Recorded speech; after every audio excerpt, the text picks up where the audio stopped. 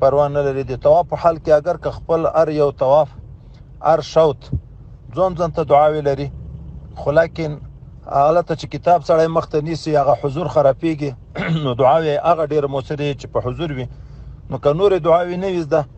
د عوامرونه چې دغه هر شوط کې اللهم ربنا اتنا فی الدنیا حسنة وفي الآخرة حسنة وقنا عذاب النار وادخلنا الجنة مع الابرار یا عزیز یا غفار دا وی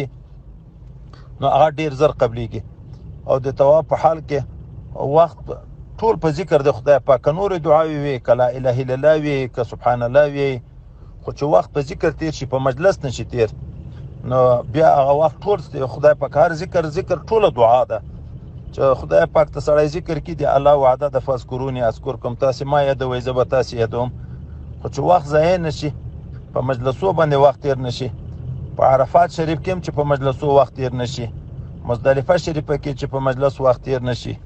مینا کې د شیطانانو د ویشتلو په وخت کې چې تیر نشي،